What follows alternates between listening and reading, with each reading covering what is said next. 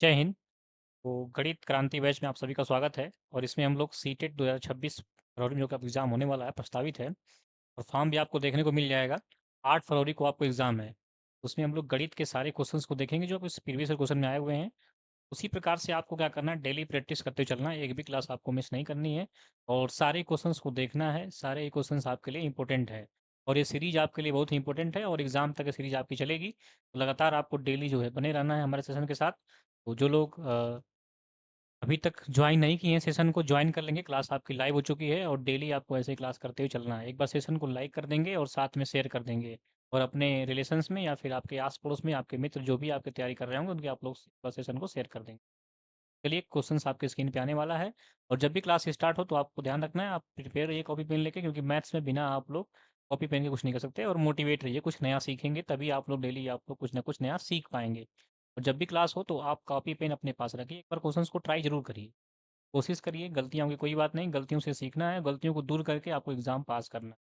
चलिए, क्वेश्चंस आपके स्क्रीन पे आने वाला है, ध्यान से एक बार क्वेश्चंस को ट्राई करेंगे और इसमें हम लोग दोनों क्वेश्चंस करेंगे, मिक्स क्वेश्चन आपके रहेंगे, पेडागोजी भी रहेगी और आपका न्यूमेरिकल क्वेश्चन भी रहेंगे, न्यूमेरिकल भी। चलिए, क्वेश्चन नंबर्स आपके 16 नए क्वेश्चंस यहाँ पे देख रहे हैं हम लोग, बताएँगे इसका आंसर क्या आएगा। क्वेश्चन यहाँ पे दिया हुआ है, which of the following has a definite length. Definite length किसकी है, निश्चित लंबाई किसकी होती है? एक रे की होती है, एक प्लेन की होती है, या फिर एक लाइन की होती है, या फिर एक लाइन सेगमेंट की होती है। हिंदी में देखा जाए तो एक किरण की होती है, एक समतल की होती है, या फिर एक रेखा की होती है, या फिर एक रेखा खंड की होती है। तो ध्यान से हमारे साथ 2-3 बातों को समझेंगे।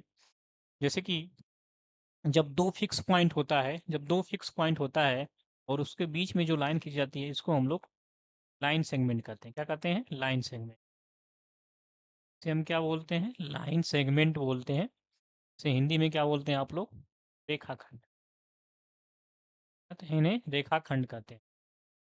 ठीक है? ये हम अलाइन सेगमेंट अभी लगा सकते हैं यहाँ पे, अलाइन सेगमेंट। इसमें दोनों पॉइंट क्या होते हैं? फिक्स होते हैं और ये आपका फिक्स होता है। लेकिन जो रे होती है इसमें एक तरफ तो फिक्स होता है, एक तरफ एंड पॉइंट होता है, लेकिन एक तरफ एंड पॉइंट नहीं होता। ये आपकी रे है। क्या है? रे, जिसे हम लोग क्या बोलते हैं? किरण बोलते हैं। किरण जो है ये आपकी इनफाइनाइट तक जा सकती है। एक पॉइंट केवल इसका एंड पॉइंट होता है। ठीक है? केवल एक पॉइंट एंड पॉइंट होता है और लाइन में कोई भी एंड पॉइंट नहीं होता। लाइन में कोई भी एंड पॉइंट नहीं होता। ठीक है? ये आपके पास लाइन, लाइन का मतलब क्या होता है? आपका रेखा।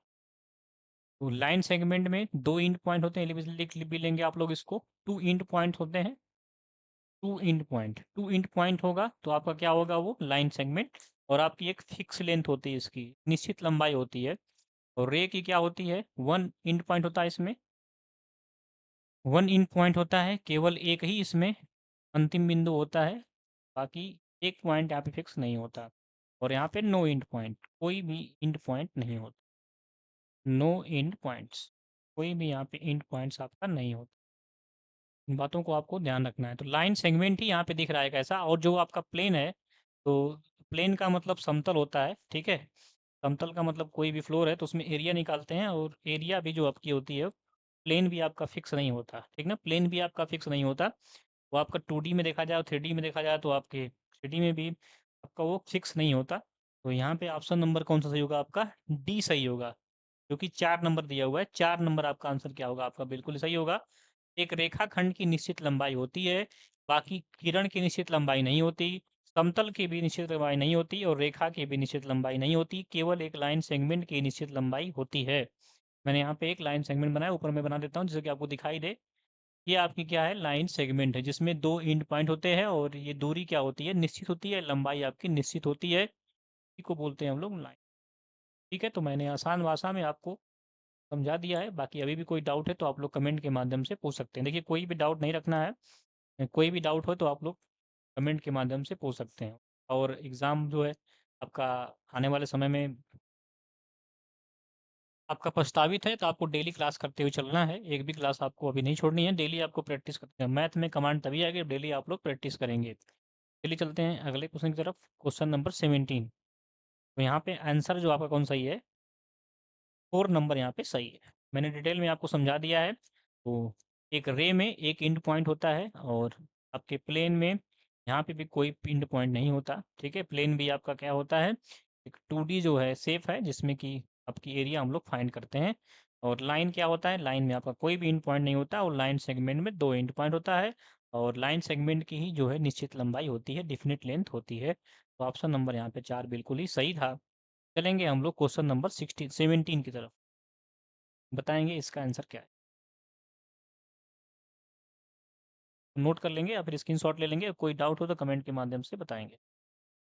सारे क्वेश्चंस आपके लिए इंपॉर्टेंट है, तो सेशन में आपको लास्ट तक बने रहना है, और अंत में आपको बताना है कि आपने कितने क्वेश्चन सही किए हैं और कितने क्वेश्चन आपने अटेम्प्ट किए हैं। देखिए, आपको समझना है कि आप एग्ज़ाम हॉल में बैठे हुए हैं, उस प्रकार से आपको सारे क्वेश्चंस को देखना है और सारे क्वेश्चंस को एक बार ट्राई करना है, सॉल्व करना है। चलिए, क्वेश्चन नंबर 17 आपकी स्क्रीन पे, बताएंगे क्या आंसर है।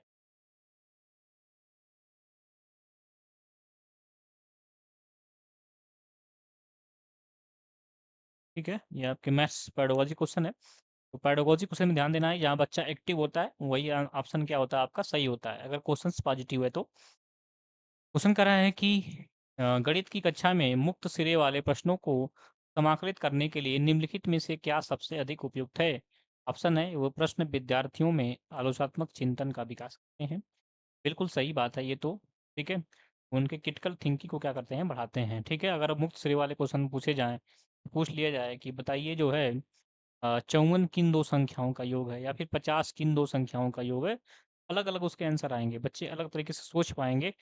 मुक्त श्री वाले जो क्वेश्चन होते हैं उनकी बच्चों की थिंकिंग को बढ़ाते हैं, ठीक ना। ऑप्शन 2 देखेंगे, इन प्रश्नों के उत्तर पुस्तक में नहीं दिए होते, इसका कोई मतलब नहीं है, इस क्वेश्चन इस ऑप्शन का कोई भी आ, यहाँ पे यहाँ पे कोई भी इसका मतलब नहीं कर रहा है, तो इसलिए ऑप्शन एक आपका नेगेटिव होगा। ऑप्शन 3 देखेंगे, इन प्रश्नों को हल करने में समय अधिक लगता है, ऐसी कोई बात नहीं, इससे बच्चे जो है उनकी सोचने की क्षमता जो है बढ़ती है, वो कई प्रकार से क्वेश्चंस के आंसर को सोच सकते हैं। तो होता क्या है कि सारे बच्चे जो होते हैं अलग-अलग, उनका माइंडसेट मतलब अलग तरीके से सोचते हैं। कोई जल्दी थोड़ा-सा चीज़ों को क्या करता है, कैच अप करता है, कोई थोड़ा लेट करता है। इससे क्या होगा, बच्चे जब अलग-अलग आप क्वेश्चन ऐसा देंगे जो बच्चे अलग-अलग क्वेश्चंस के हिसाब से उसको सोच पाएँ, तो इससे क्या होगा, उनकी सोचने की क्षमता बढ़ेगी और कोई भी बच्चा ऐसा नहीं होगा जो उस क्वेश्चंस को सॉल्व ना कर पाए। ठीक ना? अगला देखेंगे, इन प्रश्नों को एक दूसरे से नकल करना आसान नहीं है, ऐसी कोई बात नहीं है, ये इसका कोई औचित्य नहीं है, ठीक ना। ये ऑप्शन आपका कोई भी मतलब यहाँ पे इस क्वेश्चंस को डिफाइन नहीं कर रहा है। तो यहाँ पे देखेंगे हम लोग ऑप्शन नंबर फर्स्ट जो आपका है बिल्कुल सही है। ये बच्चों के अंदर जो ओपन एंडेड क्वेश्चन होते हैं, ओपन एंडेड जो क्वेश्चन होते हैं, ठीक है, उनके लिए बच्चों में ये फ़ायदा होता है कि बच्चे जो होते हैं वो आसानी से कई प्रकार के आंसर्स को सोच सकते हैं, जिससे उनकी थिंकिंग बढ़ती है। तो यहाँ पे देखेंगे तो ऑप्शन नंबर ए आपका बिल्कुल ही फर्स्ट जो सिखाएँगे हम लोग, ऑप्शन नंबर फर्स्ट आपका बिल्कुल ही सही है। ठीक है, तो ओपन एंडेड क्वेश्चन में बच्चों की जो होती है क्रिटिकल थिंकिंग क्या होती है, डेवलप होती है। ठीक है, तो ऑप्शन नंबर फर्स्ट इसका, these questions develop critical thinking in the student. Option number आपका फर्स्ट यहाँ पे बिल्कुल ही सही है। चलेंगे क्वेश्चन नंबर 18 की तरफ। बाकी कोई डाउट है तो आप लोग कमेंट के माध्यम से बताएँगे। ठीक है, चलेंगे। ऐसा क्वेश्चंस अगर हम पूछते हैं जिसके बहुत सारे आंसर हो सकते हैं, तो ऐसे क्वेश्चन में बच्चों के जो होते हैं उनकी सोचने की क्षमता क्या होती है, बढ़ती है। चलते हैं क्वेश्चन नंबर 18 की तरफ। हमें उम्मीद है कि आपको सब कुछ क्लियर होगा, मैंने आसान भाषा में आपको समझा दिया है। अभी भी कोई डाउट है तो आप लोग पूछ सकते हैं। क्वेश्चन नंबर 18 आपके स्क्रीन पे, ध्यान से एक बार क्वेश्चंस को पढ़ेंगे, और जो भी आपको आंसर्स लगेगा सही उसे आप लोग कमेंट के माध्यम से बताएंगे। देखिए, एक बार कोशिश ज़रूर करना है, गलतियाँ होंगी कोई बात नहीं, गलतियों से सीखना है, एग्ज़ाम में गलतियाँ नहीं करना है आपको। एक बार क्वेश्चंस को ध्यान से पढ़ेंगे और बताएंगे क्या आंसर आएगा।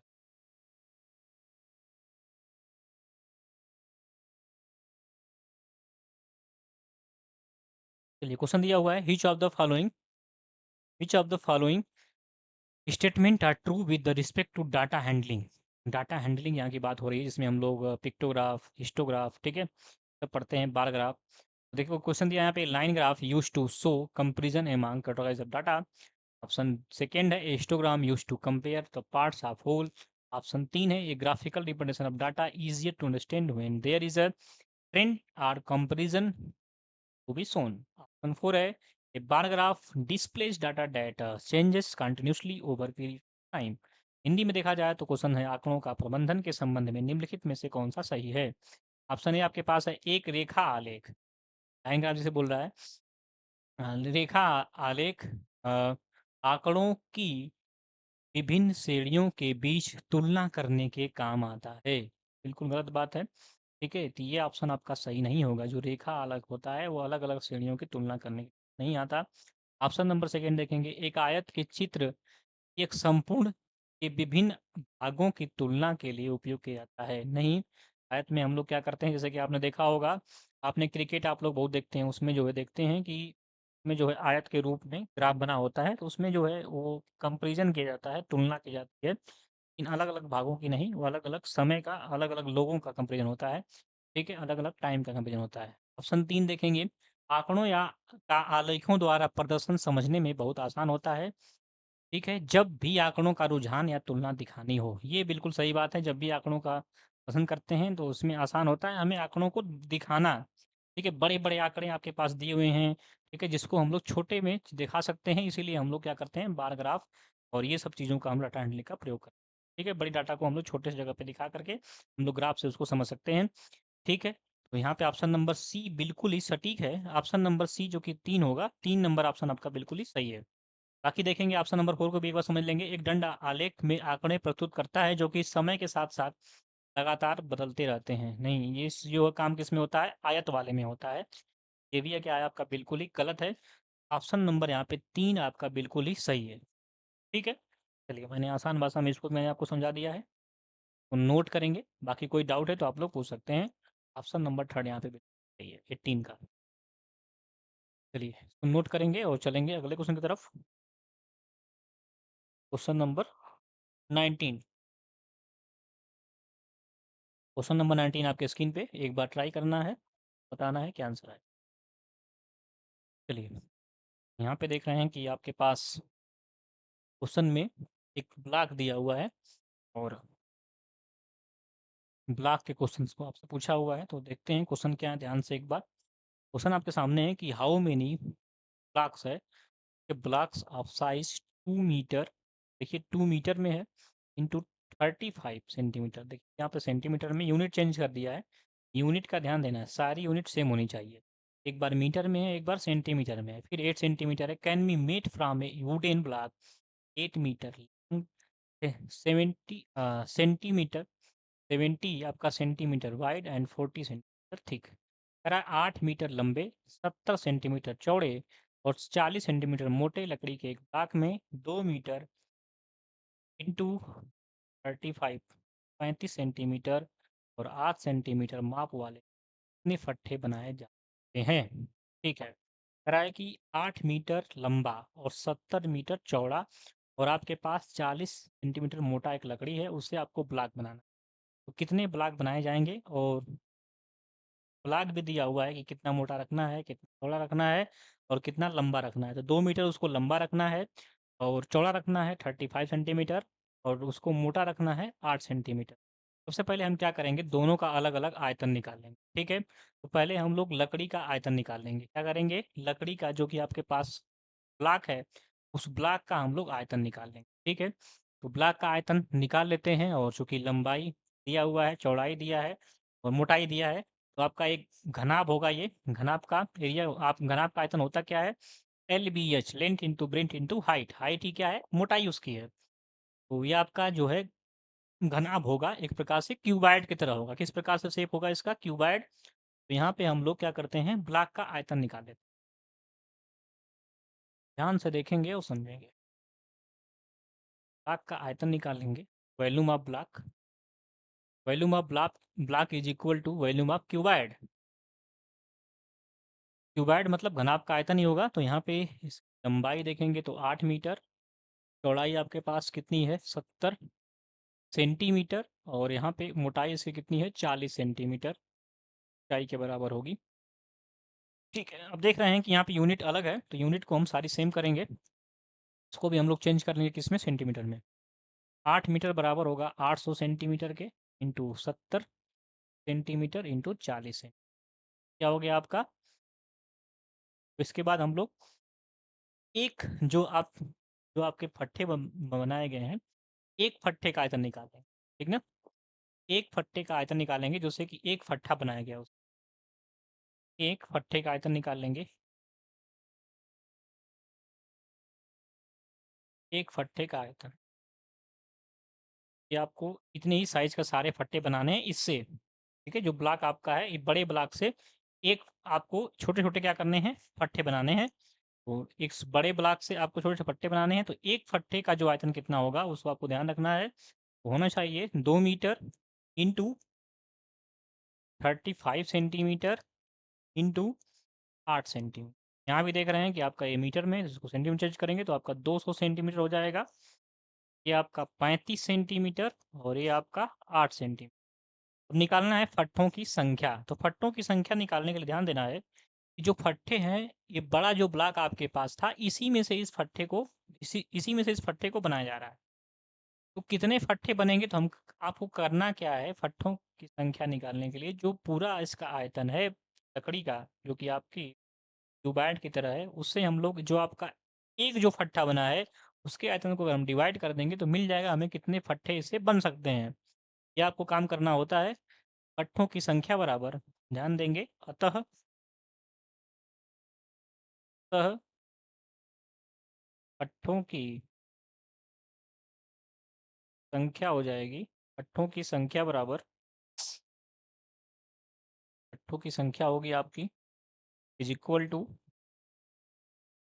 ब्लॉक का आयतन अपान एक फट्टे का आयतन। तो ब्लॉक का आयतन 800 सेंटीमीटर इंटू 70 सेंटीमीटर इंटू आपका 40 सेंटीमीटर। बड़े ब्लॉक का आयतन जो कि आपकी बड़ी लकड़ी है, और एक फट्टे का आयतन कितना है, तो 200 सेंटीमीटर इंटू 35 सेंटीमीटर 8 सेंटीमीटर। तो डिवाइड करिए तो 0 से 0 कैंसिल हो गया।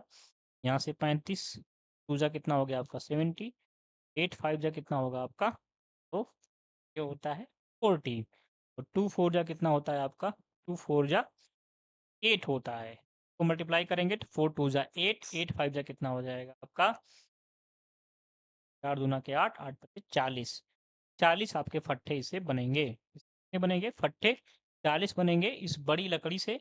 कितने फट्टे बनेंगे आपके इस साइज के, जो कि 2 मीटर क्या होंगे आपके लंबे होंगे, 35 सेंटीमीटर आपके चौड़े होंगे, और 40 सेंटीमीटर और 8 सेंटीमीटर आपके कितने होंगे मोटे होंगे। उससे जो है 40 फट्टे बनेंगे, जो कि ऑप्शन नंबर 2 में दिया है। तो ऑप्शन नंबर 2 आपका बिल्कुल ही सही होगा। चलिए नोट कर लेंगे, और कोई डाउट है तो कमेंट के माध्यम से आप लोग बताएंगे। हमें साइड में उसको नोट करना है आपको एक, और इसके बाद हम लोग चलेंगे अगले क्वेश्चन की तरफ। Question number 20।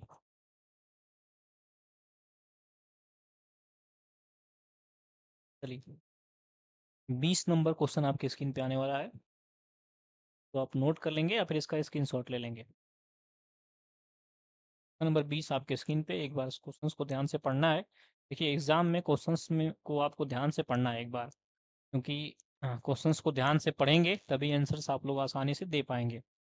छोटी छोटी गलतियां होती हैं, उस गलतियों से बचने के लिए आपको डेली प्रैक्टिस करना है।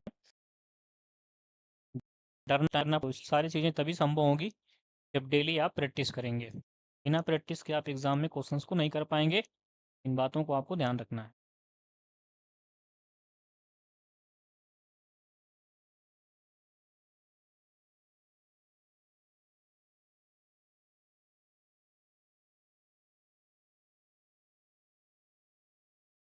चलिए क्वेश्चन नंबर यहाँ पे 20 कर रहा है कि एक बच्चे ने प्रश्न हल किया कि 1/2 प्लस 1/3 बराबर 2/5 है।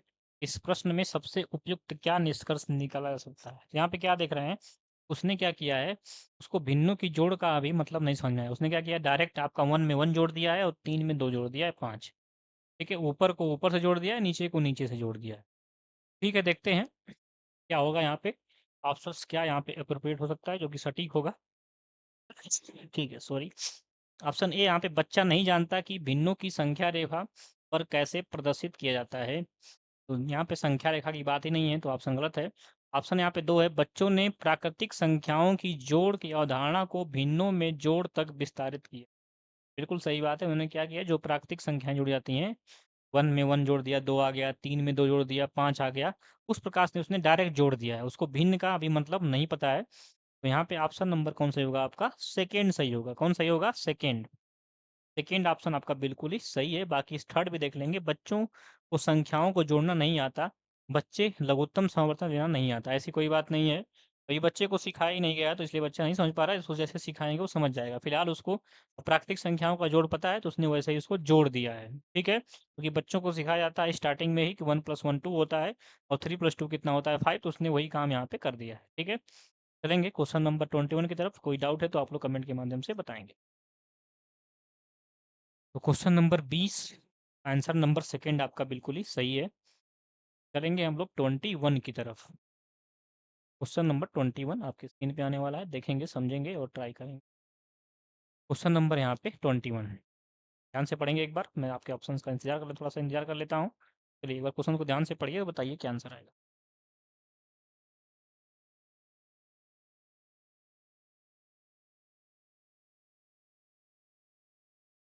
चलिए वेरी गुड, ध्यान से देखेंगे यहाँ पे। According to national education policy 2020, mathematics and computation taking is to be given increased importance as is the foundational to the enabling technologies like artificial intelligence, AI, machine learning, and data science, etc.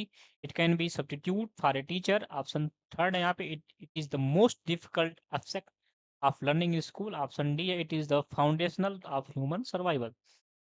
Hindi में देखेंगे तो राष्ट्रीय शिक्षा नीति 2020 गणित और computation सोच के महत्व को बढ़ावा देती है, क्योंकि यह AI, machine learning, data science आदि जैसी उभरती हुई तकनीकों का आधार है। बिल्कुल सही बात है।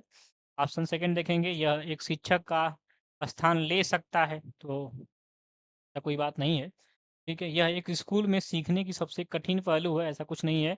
यह मानव अस्तित्व के लिए मूलभूत है। ठीक है, ये भी गलत है। ऑप्शन नंबर यहाँ पे फर्स्ट क्या होगा, सही है। ठीक, क्योंकि क्या है आपकी, यह AI, machine learning, data science जैसी उभरती हुई तकनीकों का क्या है, आपका एक आधार है। तो ऑप्शन नंबर फर्स्ट यहाँ पे क्या है, सही है। बाकी टीचर्स का स्थान नहीं ले सकता कोई भी। ठीक ना, चलेंगे क्वेश्चन नंबर 22 की तरफ।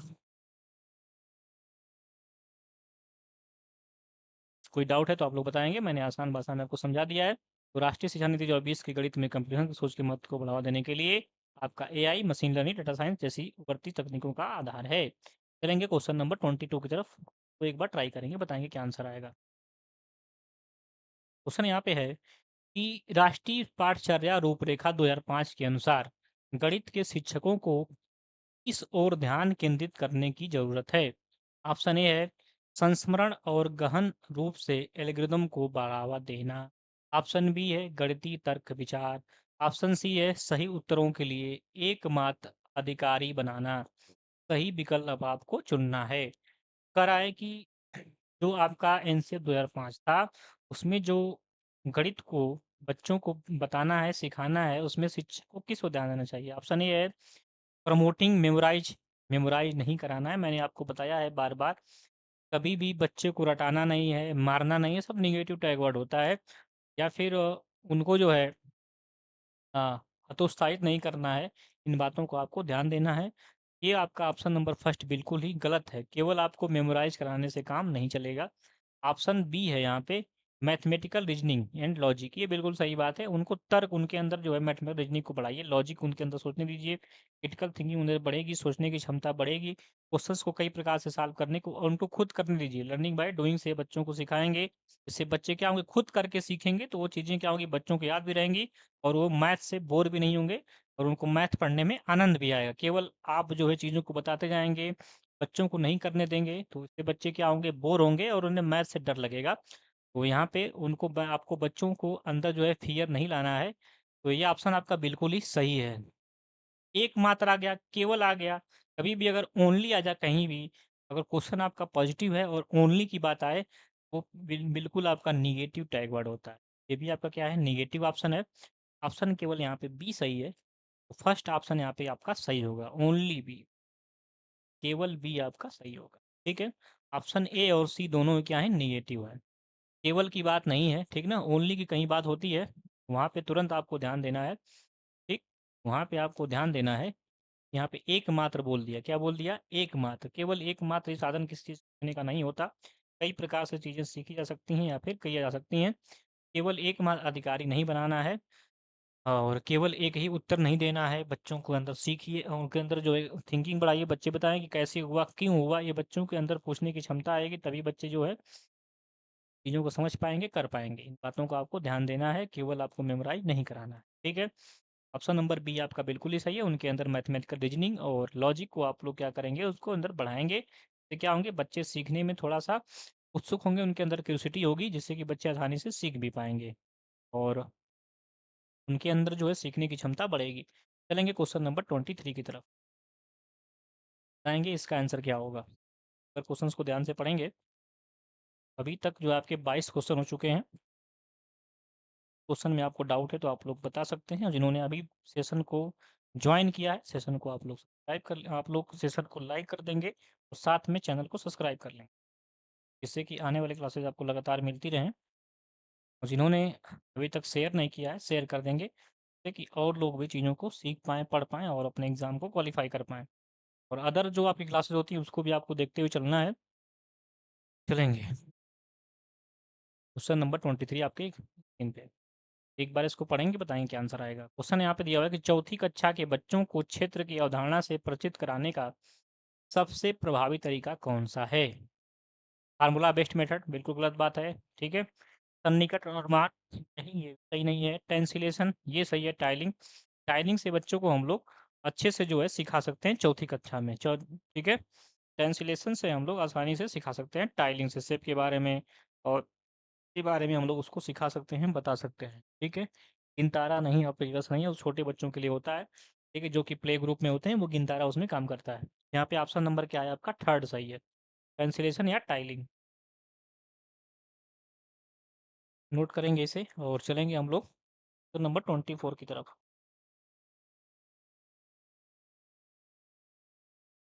छोटा बच्चा अभी अनुमान नहीं लगा पाएगा, ठीक है? तो अनुमान यहाँ पे काम नहीं करेगा, यहाँ पे ट्रांसलेशन आपका बिल्कुल सटीक होगा। सूत्र उसको भी फार्मूले याद कराएँगे तो बच्चा बोर होगा मैथ से। चलिए चलते हैं क्वेश्चन नंबर 24 की तरफ। चलिए इसको सॉल्व करेंगे। ये आपके भिन्नों का जोड़ का क्वेश्चन है। एक बार आप लोग जोड़ेंगे, बताएँगे क्या आंसर आएगा।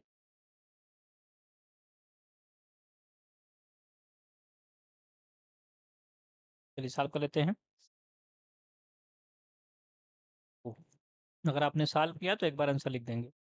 नहीं किया कोई बात नहीं, कॉपी पेन रखेंगे और ध्यान से अपने स्क्रीन पे देखेंगे। 4/7 है और अपान 5/14 है और माइनस आपके पास दिया है 7/8। चलिए यहाँ से एलसीएम ले लेते हैं। तो एलसीएम लेंगे तो ये 14 होगा। आपका 14 होगा तो ये 4 टू जा आपका 8 हो जाएगा, क्योंकि 7 के टेबल में 2 टाइम में आएगा। प्लस आपका 5 हो गया और माइनस 7/8 हो गया। चलिए 8×5 कितना होगा आपका? तो 8 और 5 होता है आपका 13। ये आपका मिलने वाला है 13/14 और माइनस 7/8। क्या करेंगे हम लोग?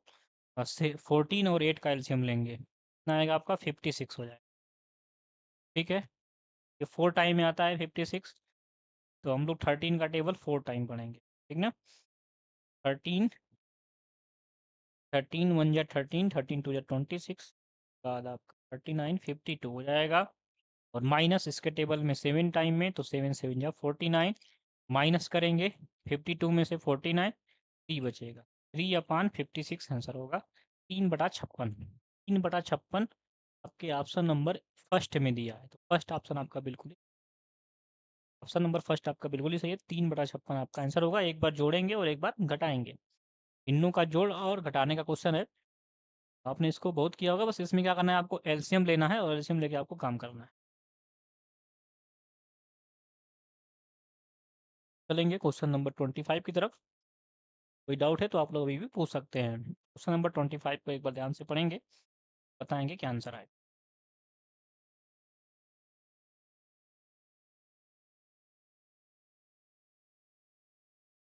चलिए एक बार क्वेश्चंस को ध्यान से पढ़ेंगे और जो भी आंसर आएगा कमेंट के माध्यम से आप लोग बताएंगे।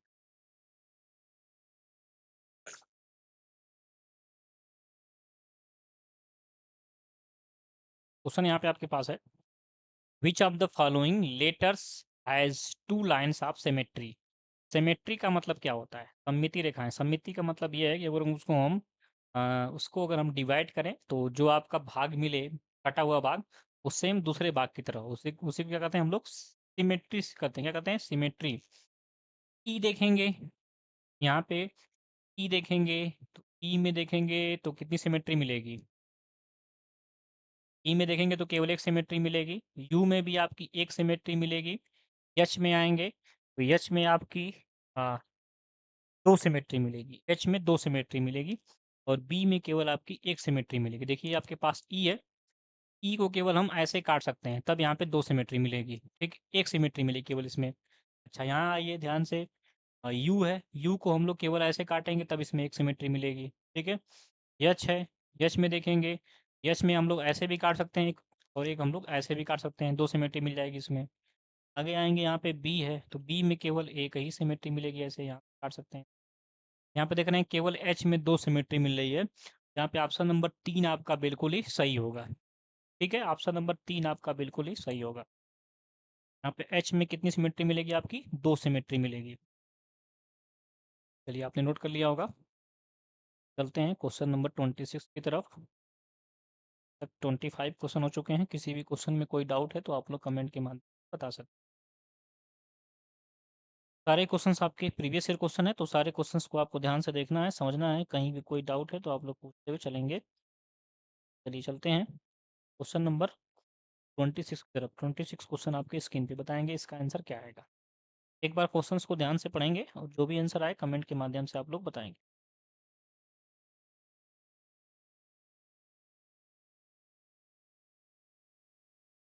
सारे क्वेश्चंस को ध्यान से देखना है, समझना है।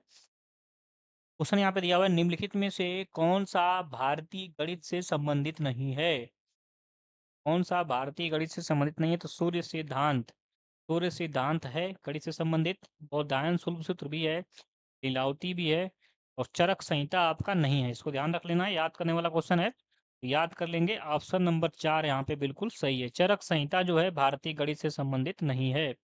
बाकी सूर्य सिद्धांत हो गया, के बाद आपका बौधायन शुल्ब सूत्र हो गया या फिर लीलावती हो गया, ये सारी चीज़ें क्या हैं आपके गणित से संबंधित हैं, लेकिन चरक संहिता आपका गणित से संबंधित नहीं है। तो आपको याद कर लेना है। इस प्रकार के क्वेश्चन भी आपसे पूछ लेते हैं। ऐसे क्वेश्चंस तभी आप कर पाएंगे जब डेली आप प्रैक्टिस करेंगे, क्योंकि ये क्वेश्चंस तभी आपको मिलेंगे जब आप प्रैक्टिस करेंगे। डेली आपको प्रैक्टिस करते हुए चलना है, तो नोट कर लेना है। एक नोटबुक बनाएंगे, जो आपके नए कॉन्सेप्ट है उसको नोट करेंगे, जिससे कि एग्जाम के समय में उसको रिवाइज कर पाएँ, क्योंकि आप बड़ी बड़ी क्लासेस आप नहीं देख पाएंगे उस समय। इसलिए आपको क्या करना है, इस चीज़ों को नोट कर लेना, जो इंपॉर्टेंट चीज़ें हैं। एक जो है शॉर्टकट नोट बनाते हुए चलेंगे क्वेश्चन नंबर 27 की तरफ। चलिए बिल्कुल आसान question. The difference of the place value of 5 and 7 in the number 352 8 7 6। तो क्या करना है, संख्या 35, ठीक है, 28, 76 में 5 और 7 के स्थानीय मानों का अंतर बताना है। ठीक है, ध्यान से आप लोग क्या करेंगे, पहले इनका स्थानीय मान लिखेंगे।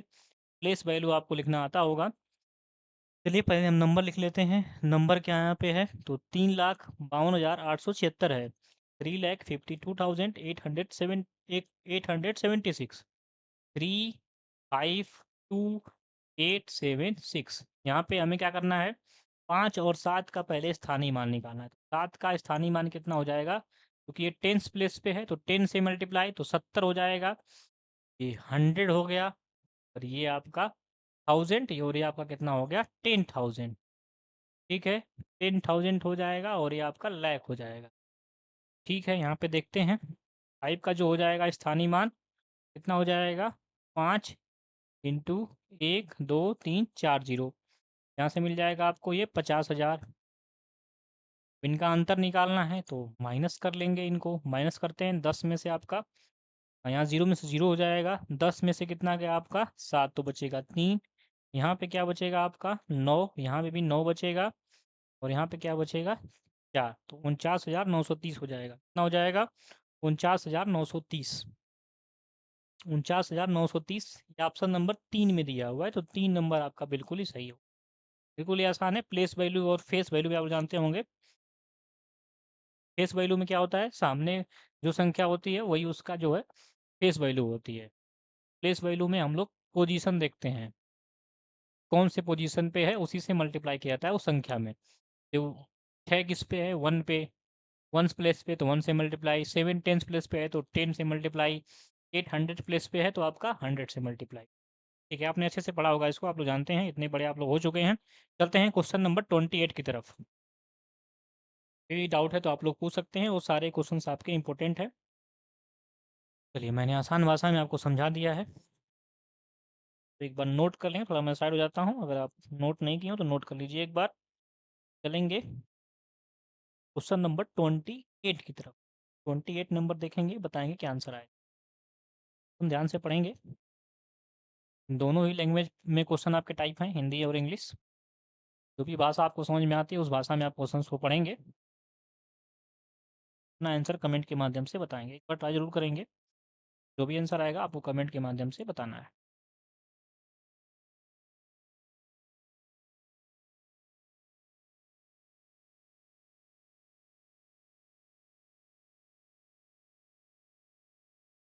ठीक है, आपने आंसर दे दिया, वेरी गुड। देखते हैं क्वेश्चन नंबर यहाँ पे 28 है। शिक्षक ने कक्षा में मौखिक आकलन का आयोजन किया, जिससे ये पता चला कि राम, विषम, सम, अभाज्य और भाज्य जैसी संख्याएं सभी प्रकार की संख्याओं के यथार्थ रूप से परिभाषा बता सकता है, परंतु जब संख्याओं का समुच्चय दिया गया तब वह संख्याओं को सही रूप में पहचान नहीं पाया। उपरोक्त परिस्थिति में निम्नलिखित में से कौन सा अति उपयुक्त है? ऑप्शन फर्स्ट है, राम की स्मरण शक्ति अच्छी है परंतु अभ्यास की कमी है। ऐसी कोई बात नहीं है। राम की स्मरण शक्ति अच्छी है परंतु एकाग्रता की कमी है, बिल्कुल गलत बात है। राम की स्मरण शक्ति अच्छी है परंतु अवधारणात्मक बोध की कमी है, बिल्कुल सही बात है। उसके अंदर कॉन्सेप्ट जो है, कॉन्सेप्ट की अंडरस्टैंडिंग नहीं बनी हुई है कि कॉन्सेप्ट इसका क्या है, इसीलिए वो बार बार गड़बड़ हो जाता है। तो ऑप्शन नंबर 3 इसका क्या है, बिल्कुल ही सटीक है। उसके अंदर जो कॉन्सेप्ट है वो अभी डेवलप नहीं हो पाया है, उसकी समझ उसके अंदर नहीं बन पाई है, इसीलिए वो क्वेश्चंस को बार बार वो समम विषम और भाज्य अभाज्य में थोड़ा सा कंफ्यूज आता है। जब उसको सेट में लेकिन अलग अलग दिया रहता है तो कर लेता है।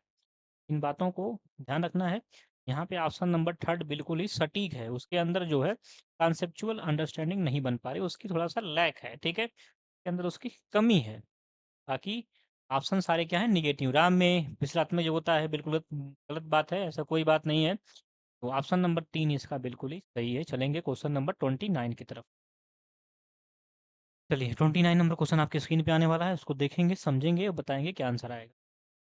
29 नंबर और क्वेश्चंस को रीड करिए ध्यान से।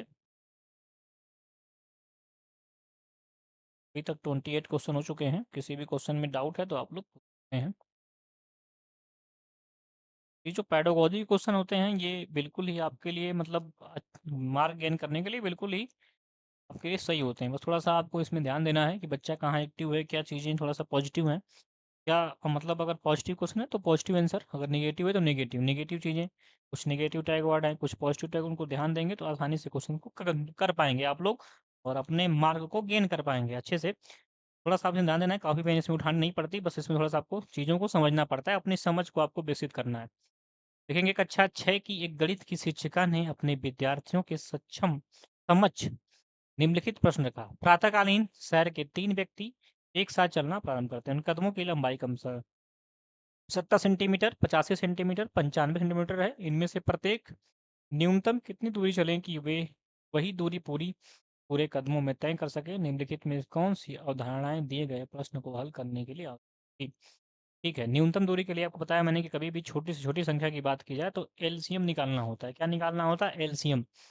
यहाँ पे छोटा नंबर कौन होगा जो कि इन सारे नंबर से डिवाइड हो, तो इनका क्या करेंगे, 70 का, 85 का और 95 का एलसीएम निकालेंगे तो छोटा नंबर मिल जाएगा जो इन तीनों को डिवाइड करेगा, और वही जो है न्यूनतम इनके कदम होंगे। तो लघुत्तम समापवर्तक की अवधारणा यहाँ पे सिखाई जा रही है इस क्वेश्चन के माध्यम से। ऑप्शन चेक करेंगे, फर्स्ट है महत्तम, नहीं गलत होगा। ऑप्शन 2 है लघुत्तम, बिल्कुल सही बात है। लघुत्तम समापवर्तक की धारणा को सिखाया जा रहा है, अवधारणा को सिखाया जा रहा है। तो यहाँ पे सेकेंड नंबर ऑप्शन आपका बिल्कुल ही सही है। कभी भी आपको 3 या 4 या 5 जितनी भी संख्याएँ दी हुई हैं, उनसे एक न्यूनतम संख्या निकालनी हो जिससे कि उन पाँचों संख्याओं से वो संख्या कट जाए। जैसे कि मान लीजिए 6 है, 12 है और आपका 2 है। इन तीनों का एलसीएम क्या होगा? 12, क्योंकि 2 से भी 12 कटेगा, 6 से भी और 12 से भी। तो तीनों का कॉमन कौन हो गया? 12। वो भी कौन देखना है? छोटा देखना है। ऐसे तो बहुत सारी संख्याएँ होंगी जो 6 से 2 से 12 से कटेंगी, लेकिन उसमें न्यूनतम देखना होता है, तो न्यूनतम आपकी 12 ही होगी। आगे 24 भी होगी, ठीक है? तो ये बातों का आपको ध्यान रखना है, तो इसके लिए आप लोग एलसीएम निकालते हैं। आपने सीखा भी है, मैंने डिटेल में एलसीएम, एलसीएम में इन चीज़ों को सिखाया भी हुआ है। मैथ में जब मैंने आपको टॉपिक वाइज़ चीज़ें मैंने आपको बताया है, तो प्लेलिस्ट में जाकर उसको देख सकते हैं। मैंने एलसीएम और एलसीएम को डिटेल में पढ़ाया हुआ है, जो कि सारे एग्ज़ामों के लिए महत्वपूर्ण है। तो जाके आप लोग प्लेलिस्ट में देख सकते हैं। मैथ्स क्लास में आपको प्लेलिस्ट मिल जाएगी, सारे आप जितने भी टॉपिक हुए, ठीक है? यहाँ पे ऑप्शन नंबर सेकंड आपका बिल्कुल ही सही है। चलेंगे, मैंने आसान भाषा में आपको समझा दिया है, कोई डाउट है तो आप लोग कमेंट के माध्यम से बताएँगे। उसके बाद चलेंगे हम लोग क्वेश्चन नंबर 30 की तरफ। क्वेश्चन नंबर 30 आपकी स्क्रीन पे आने वाला है, उसको ट्राई करेंगे, बताएँगे क्या। क्वेश्चन नंबर 30 है। पर क्वेश्चंस को रीड करिए अच्छे से और बताइए क्या आंसर आ सकता है। Question number 30। 30 नंबर क्वेश्चन आपके सामने है कि राष्ट्रीय शिक्षा नीति 2020 सिफारिश करती है कि खेल एकीकृत शिक्षा छात्र को कक्षा में उपयोग करने की आवश्यकता है। ठीक है। खेल एकीकृत शिक्षा छात्र के संदर्भ में गणित को कक्षा के लिए निम्नलिखित में से कौन सा कथन सही है? ऑप्शन यहाँ पे दिया हुआ ए, शिक्षण अधिगम प्रक्रिया आनंददायक हो जाएगी, बिल्कुल सही बात है। खेल से क्या होगा, बच्चों के अंदर होगा वो बिल्कुल ही जॉयफुल हो जाएगी, खेल खेल में बच्चे सीख पाएंगे, ठीक ना? ये वे मेथड होता भी है, ये मेथड से बच्चे क्या होते हैं, अच्छे से सीखते हैं, आपने पढ़ा भी होगा। खेल का उपयोग गणित पढ़ाने में सक्षम संभव नहीं है, बिल्कुल गलत बात है। ऐसा नहीं है कि आप लोग खेल खेल से गणित नहीं सीख पाएंगे, गलत बात है। ऑप्शन क्या आपका निगेटिव है, इसमें बहुत समय खर्च हो जाएगा, तो इसे टालना चाहिए, बिल्कुल गलत बात है। में ज़्यादा समय जैसे बच्चे क्या होंगे, फिजिकली भी और मेंटली भी प्रिपेयर होती हैं, ये बिल्कुल ही ज़रूरी है। तो ये भी ऑप्शन क्या आपका नेगेटिव है। ऑप्शन डी देखेंगे, प्रसिद्ध खेलों के अलावा कई स्वदेशी खेल हैं जिनका उपयोग गणित पढ़ाने में किया जाता है, बिल्कुल सही बात है। बहुत सारे ऐसे खेल हैं जैसे गणित पढ़ाने में करते हैं, ठीक है? जैसे टू का, जैसे कि आपने पढ़ा होगा इडली बड़ा, ठीक ना? इडली बड़ा आपने देखा होगा कि जो भी अभाज्य संख्याएं हैं, ठीक है, अभाज्य संख्याओं पे आपको इडली बोलना है ना, वड़ा कब बोलना है, तो जो आपकी कंपोजिट नाइट नंबर है उस पे आपको वड़ा बोलना है। इस प्रकार से दोनों का कॉमन ले लो तो उसमें इडली वड़ा बोलो। एक खेल भी हो सकता है और इससे आप लोग आभाज्य संख्याओं और भाज्य संख्याओं के बारे में भी सीख सकते हैं। इसे हम कंपोजिट नंबर कहते हैं भाज्य को, और प्राइम नंबर बोलते हैं अभाज्य को। खेल खेल के माध्यम से भी गणित सीखते हैं। ए और डी सही है, तो ए और डी आपका कहाँ दिया हुआ है, ऑप्शन नंबर 3 में दिया हुआ है। ऑप्शन नंबर 3 आपका बिल्कुल ही सही है। ऑप्शन नंबर 3 में ए एंड डी सही होगा। क्या सही होगा, ए एंड डी। बाकी दो ऑप्शन आपके बी एंड सी क्या है, निगेटिव है। चलते हैं क्वेश्चन नंबर 31 की तरफ। इससे पहले आप लोग इसको नोट कर लेंगे, और कोई डाउट है तो कमेंट के माध्यम से बताएंगे, मैंने आसान भाषा में आपको समझा दिया। सारे क्वेश्चंस को देखना है, और कोई भी डाउट हो तो कमेंट के माध्यम से आपको पूछते हुए चलना है। अगला क्वेश्चन 31 आपके स्क्रीन पे, चलिए एक बार क्वेश्चंस को पढ़ेंगे, बताएंगे क्या आंसर आएगा। क्वेश्चन नंबर 31, एक बार क्वेश्चंस को रीड करिए, और जो भी आंसर आपको लगता है सटीक उसको आप लोग बताएंगे। क्वेश्चन नंबर 31 क्वेश्चन, फिर ध्यान से पढ़ेंगे और बताएंगे क्या आंसर आएगा।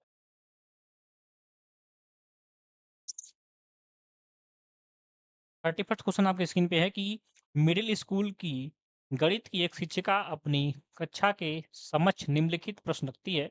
निम्नलिखित आंकड़ों को दर्शाने के लिए आप किस प्रकार के आलेख का उपयोग करेंगे? ऑप्शन यहाँ पहले क्वेश्चन ये भी है, इसमें फर्स्ट नंबर कर रही है कि किसी खेल कूद प्रतियोगिता में प्रतियोगियों के कद, कद को मतलब मान लीजिए कि बच्चे हैं, खेल खेलने आए हैं बहुत सारे बच्चे, उनमें कद को दर्शाना है, उनके कद को दर्शाना है। ठीक है, कद को दर्शाने के लिए आप यूज़ कर सकते हैं बार ग्राफ का, ठीक ना? ऑप्शन यहाँ पे देखेंगे, ऑप्शन ही क्वेश्चन अभी है, बी है किसी स्टेशन पर प्रातः 9 बजे से शाम 9 बजे तक रेलगाड़ियों में आने जाने यात्रियों की संख्या। यहाँ दोनों जगह क्या देख रहे हैं कि दोनों जगह कद भी कहीं किसी का छोटा होगा, किसी का बड़ा होगा, ठीक ना? और यात्री भी कभी कम उतरेंगे, कभी ज़्यादा उतरेंगे, ठीक ना?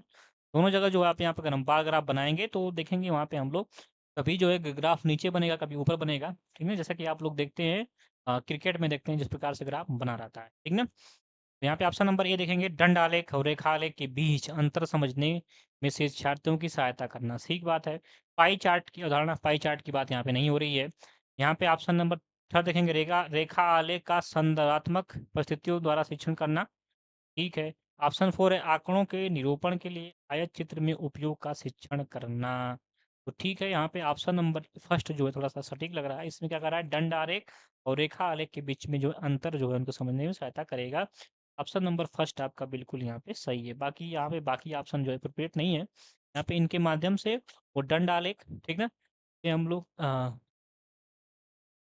ध्यान देंगे, जिसे हम लोग क्या करेंगे, बार ग्राफ और लाइन ग्राफ के बीच में एक लाइन में बनेगा और एक आपका बार ग्राफ बनेगा। लाइन ग्राफ और बार ग्राफ के बीच डिफरेंस को हम लोग फाइंड कर पाएंगे। तो बच्चे क्या होंगे, उसके अंदर बार ग्राफ और लाइन ग्राफ के बीच में डिफरेंस जो है उनके अंदर डेवलप होगा। चलते हैं अगला क्वेश्चन, क्वेश्चन नंबर 32 की तरफ। कोई डाउट है तो आप लोग पूछते हुए चलेंगे और सारे क्वेश्चंस को देखना है और नोट करते हुए चलना है। क्वेश्चन नंबर 32 आपके स्क्रीन पे बताएंगे क्या आंसर आएगा। क्वेश्चन नंबर 32 आपके स्क्रीन पे है, एक बार ट्राई करेंगे, बताएंगे क्या आंसर।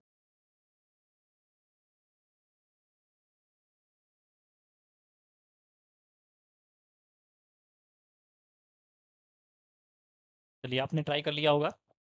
यहाँ पे दिया हुआ है कि गणित सोचने का एक तरीका है, क्योंकि यह विद्यार्थियों को साक्ष्यों एवं प्रतिमानों के निरीक्षण में व्यस्त संलग्न रखने के लिए अवसर प्रदान करता है। बिल्कुल सही बात है कि बच्चों के अंदर जो है, ठीक, उनके अंदर बच्चों को इंगेज रखता है, किस लिए, करने के लिए, ठीक ना? उनके अंदर एक अपॉर्चुनिटी भी स्टूडेंट के अंदर क्या करता है, ये प्रोवाइड करता है। बिल्कुल सही बात है, पैटर्न्स भी इसमें बच्चे क्या करते हैं, देखते हैं। ऑप्शन बी है, समस्या समाधान के दौरान विद्यार्थियों को सूत्रों और चिन्हों को दोहराते हैं। नहीं, बार बार दोहराने की बात, ये निगेटिव टैग वर्ड है, दोहराना नहीं है, ठीक है, मेमोराइज नहीं कराना है, ये बिल्कुल क्या है आपका गलत है। आगे देखेंगे, बच्चे, हाँ, रिपीटिशन नहीं करना है। ऑप्शन नंबर सी है, यहाँ पे विद्यार्थियों की विभिन्न नई संख्याओं का समाधान करने के लिए उपयुक्त युक्तियों का उपयोग करते हैं। बिल्कुल सही बात है। अगर बच्चों के अगर कोई भी न्यू प्रॉब्लम आ गई, उससे बच्चे क्या करते हैं, उसे जो है उन बच्चों के अंदर जो है एक युक्ति निकल के आती है, जिसका उपयोग करके वो चीज़ों को सोचते हैं, करते हैं। एक आपकी बच्चे अगर मैथ्स पढ़ रहे हैं तो उनके अंदर अगर थिंकिंग बढ़ाना है, उस थिंकिंग को बढ़ाने के लिए अगर सोचना है, उनके अंदर सोचने की क्षमता को बढ़ाना है, अलग-अलग प्रकार के क्वेश्चन, अलग-अलग समाधान उनके होंगे, उस प्रकार से वो सोचेंगे, जिससे उनकी जो क्योंकि शक्ति क्या होगी, सोचने की एफिशिएंसी क्या होगी, क्षमता उनकी बढ़ेगी। यहाँ पे आप देख रहे हैं ए और सी थोड़ा-सा सटीक लग रहा है, बाकी बी क्या है आपका है, बिल्कुल ही नेगेटिव है, क्योंकि यहाँ पे रिपीटिशन की बात आ रही है, दोहराने की बात आ रही है, दोहराना नहीं है, ये नेगेटिव टैग आउट होता है। बार-बार एक ही चीज़ को दोहराने की बात नहीं करता है एनसीईआरटी 2005। तो यहाँ पे ऑप्शन नंबर देखेंगे तो ए और सी आपका बिल्कुल ही सही है। अब ए और सी किस ऑप्शन में है, चेक करेंगे। ए और सी आप देख रहे हैं ऑप्शन नंबर थर्ड में दिया हुआ है। थर्ड ऑप्शन आपका बिल्कुल ही सही होगा, ठीक है? ए और सी ऑप्शन नंबर थर्ड में दिया हुआ है, तो थर्ड ऑप्शन आपका बिल्कुल ही सही है, ठीक है? अगर गणित में सोचने का अगर तरीका अगर आपको बढ़ाना है या फिर तरीके मेथड्स को आपको इंक्रीज़ करना है बच्चे में, तो उससे क्या करिए, बच्चों को निरीक्षण करने दीजिए, प्रूफ्स उनको देखने दीजिए। जितना ज़्यादा उनके लिए अवसर होंगे, उतने ज़्यादा वो चीज़ों को सीखेंगे, कर पाएँगे। अपने से करके सीखेंगे और अच्छे से सीख पाएँगे और वो मैथ में उसको बोर उनको नहीं लगेगा और फिर उनके अंदर जो है आप नए क्वेश्चंस देंगे, उस प्रकार से अगर वो क्वेश्चंस को सॉल्व कर पाते हैं, अगर उनके अंदर सोचने की क्षमता बढ़ाना है, तो अलग-अलग क्वेश्चंस के माध्यम से अपने थिंकिंग को बढ़ाएँगे, तो नई-नई युक्तियों को सोचेंगे, जिससे क्या होगा, गणित में सोचने की क्षमता उनकी बढ़ेगी। यहाँ पे ऑप्शन नंबर ए और सी बिल्कुल ही सही है, दोहराने की बात नहीं करता है, ठीक है? बार-बार रटाना नहीं है, दोहराना नहीं है, मारना नहीं है, ये सारी चीज़ें क्या है, नेगेटिव टैग वर्ड है। चलेंगे क्वेश्चन नंबर 33 की तरफ, बताएँगे इसका आंसर क्या आएगा। क्वेश्चन नंबर 33 और ध्यान से आपको पढ़ना है। आज के सेशन का ये लास्ट क्वेश्चन है, ठीक है? तो सारे क्वेश्चंस आपके लिए इम्पोर्टेंट हैं। जिन्होंने अभी क्लास को जॉइन किया है, आप लोग जाके स्टार्टिंग से एक बार क्लास को देखेंगे और सेशन को आप लोग लाइक कर देंगे, जिन्होंने अभी तक लाइक नहीं किया है, और शेयर कर देंगे। जो लोग नए हैं, चैनल को सब्सक्राइब कर लेंगे, जिससे कि आने वाली क्लासेस आपको लगातार मिलती रहें और डेली आपको ऐसे ही क्लासेस करते चलना है, एक भी क्लास आपको मिस नहीं करनी है। ये जो आपका क्रांति बैच है गणित का, ये आपके लिए बहुत ही हेल्पफुल होगा एग्ज़ाम के लिए, तो डेली आपको इस बैच में जुड़ना है और डेली आपको क्लासेस को देखना है, ठीक है? और आपके लिए ये बिल्कुल फ्री क्लासेस हैं यूट्यूब पे, प्रैक्टिस क्लासेस, तो आपको डेली प्रैक्टिस करते चलना है। बिना प्रैक्टिस के आप लोग कोई भी काम नहीं कर पाएँगे, तो प्रैक्टिस आपको डेली करनी है। निम्नलिखित में से कौन-सा गणित अधिगम के आकलन का आयाम नहीं है? ठीक है? Which of the following is not dimension of assessment of mathematic learning? ठीक है, संप्रेषण है, कम्युनिकेशन है, ठीक ना? आयाम है। आपस में हम चीज़ों को बात करके सीख सकते हैं मैथमेटिक्स में। प्रतिमान, पैटर्न, प्रक्रिया, कार्यविधि ये भी है। हम प्रोसीजर से, पैटर्न से हम चीज़ों को सीख सकते हैं, कर सकते हैं। गणित के प्रति रुझान, ऐसा कोई बात नहीं है केवल गणित के प्रति रुझान हो, तभी हम गणित को सीख पाएँगे, ऐसी कोई बात नहीं है। गणितीय तर्क, ये बिल्कुल सही बात है। मैथमेटिकल रीज़निंग आपके अंदर होनी चाहिए।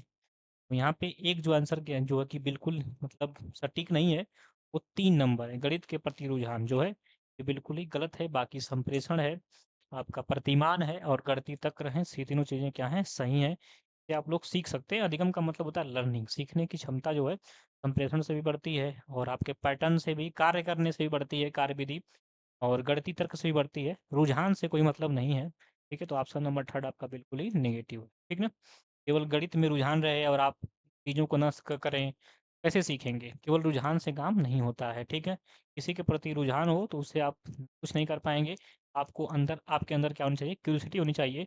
आपको मतलब उस सीखने के लिए आपके अंदर से इच्छा होनी चाहिए, तभी आप चीज़ों को सीख पाएँगे, कर पाएँगे। जितना ज़्यादा करके सीखेंगे उतना जल्दी आप लोग सीख पाएँगे और आपको मैथ्स में बोर भी नहीं लगेगा। और रीज़निंग आपको मैथमेटिक्स कल जो है रीज़निंग भी आपको बढ़ाना है, गणित तक सोचना भी है। जो भी क्वेश्चन्स है उसको कई प्रकार से सोचने की क्षमता आपके अंदर आनी चाहिए और क्षमता कब आएगी? जब आप कई प्रकार से चीज़ों को करेंगे, देखेंगे। ये बच्चों को कहा जाता है कि बच्चों मतलब आप टीचर जैसे बन जाएँगे तो बच्चों को आपको करके चीज़ों को बताना है। जो भी आपके सामने चीज़ें उपलब्ध हों, उसी से माध्यम से आपको बच्चों को सिखाना है। जैसे आपको एरिया सिखाना है, एरिया के बारे में तो आपके सामने टेबल है, चेयर है, ठीक है? उससे आप क्या करिए, उनको बताइए, ये इसकी लेंथ है, इसकी क्या है, ब्रेड्थ है, तो उनको मल्टीप्लाई कराइए तो बताइए कि क्या मिलेगा यहाँ से, एरिया मिलेगी। इस प्रकार से बच्चों को सिखाना है जिससे बच्चे एक्टिव भी रहेंगे और उन्हें जो है मैथ्स से डर भी नहीं लगेगा, उनके अंदर मैथ्स के अंदर फ़ियर भी नहीं उसकी होगी मैथ्स की। ये सारी बातें हैं। चलिए, ऑप्शन नंबर यहाँ पे थर्ड क्या है आपका? नेगेटिव है, बाकी सारे क्या है? पॉज़िटिव है। आज के सेशन में 33 क्वेश्चन, ठीक है? अभी भी किसी क्वेश्चन में आपको डाउट है तो आप लोग कमेंट के माध्यम से बता सकते हैं। कितने क्वेश्चंस आपने अटेम्प्ट किए हैं, एक बार कमेंट के माध्यम से आप लोग बताएँगे और कितने क्वेश्चन आपने सही किए हैं, ये आपको बताना है। डेली ऐसे ही आपको प्रैक्टिस करते हुए चलना है। फिर भी किसी क्वेश्चन में आपको डाउट है, तो आप लोग कमेंट के माध्यम से बता सकते हैं, ठीक है? और डेली आपको इसी समय जुड़ना है क्रांति बैच में और ये आपके लिए बहुत ही हेल्पफुल सेशन होगा और कभी नहीं तो कभी नहीं क्योंकि एग्ज़ाम आपका डेट आ चुकी है। इस बार आपको क्योंकि देखिए इस बार जो है बहुत लंबे समय के बाद आपको सीटेट देखने को मिल रहा है। फिर अगली बार देखिए कब मिलता है, कैसे मिलता है और हो सकता है देखिए इसके बाद सिलेबस भी कभी बदल सकता है। कभी मतलब चीज़ें क्या हो जाएँ कोई भरोसा नहीं है, तो आपको तैयार रहना है। मतलब इस बार आपको क्वालीफ़ाई कर ही लेना है, अगली बार का नहीं छोड़ना है। अगली बार क्या होगा, कैसे होगा कोई नहीं जानता है। इन बातों का ध्यान रखिए और डेली प्रैक्टिस करते हुए चलिए, ठीक है? और सारे टीचर भी हमारे यहाँ सभी क्लासेस चल रही हैं, तो सारी क्लासेस को देखते हुए चलेंगे। कहीं भी किसी से डाउट है तो आप लोग लाइव क्लासेस में या क्लास होने के बाद आप लोग पूछ सकते हैं। कि कोई भी डाउट नहीं रखना है क्योंकि एग्ज़ाम में आपको टाइम मैनेज करना है और क्वेश्चंस को भी सॉल्व करना है, तो अभी से सारी चीज़ों को आप लोग जो भी आपके डाउट्स हैं उसको क्लियर करते चलेंगे और एक साथ नोट्स बनाएँगे, जो भी चीज़ें आपको नहीं लगती हैं उसको नोट्स करते चलेंगे। जिससे कि क्या होगा एग्ज़ाम के समय उसको रिवाइज़ कर पाएँ और रिवीजन बहुत ज़रूरी है, बार-बार आपको रिवाइज़ करते हुए चलना है। ठीक है, फिर सेशन को वहीं पे हम एंड करेंगे। अपना ध्यान रखिए और अपने घर वालों का ध्यान रखिए, स्वस्थ रहिए, मस्त रहिए, पढ़ते रहिए और डेली क्लासेस आप देखते हुए चलेंगे और सारी चीज़ों को नोट करते हुए चलेंगे। जिन्होंने अभी तक भी सेशन को लाइक नहीं किया, लाइक कर देंगे। ठीक है, फिर मिलते हैं क्लास में। तब तक के लिए आप सभी को जय हिंद, जय भारत, अपना ध्यान रखिए, स्वस्थ रहिए। ठीक है, फिर कल की क्लास में हम लोग कुछ नए क्वेश्चंस को देखेंगे। कल के लिए भी आप लोग तैयार रहिएगा, जब भी क्लास हो आप प्रिपेयर रहिए, साथ में मोटिवेट भी रहिए, कुछ नया सीखेंगे। ठीक है, सबको जय हिंद, बाय बाय सभी को, सबका धन्यवाद आप लोगों ने सेशन में जुड़ा और डेली आपको ऐसे जुड़ते हुए सीखना है, कुछ सीखने को ही मिलेगा यहाँ पर डेली आपको, तो डेली आपको जुड़ना है। बिना प्रैक्टिस के कुछ नहीं कर पाएँगे, केवल पढ़ने से काम नहीं चलने वाला है। केवल आपको डेली प्रैक्टिस करना है, आसानी से आप लोग एग्ज़ाम क्लियर कर पाएँगे। ठीक है, जय हिंद सबको, अपना ध्यान रखिए, तो मिलते हैं फिर कल की क्लास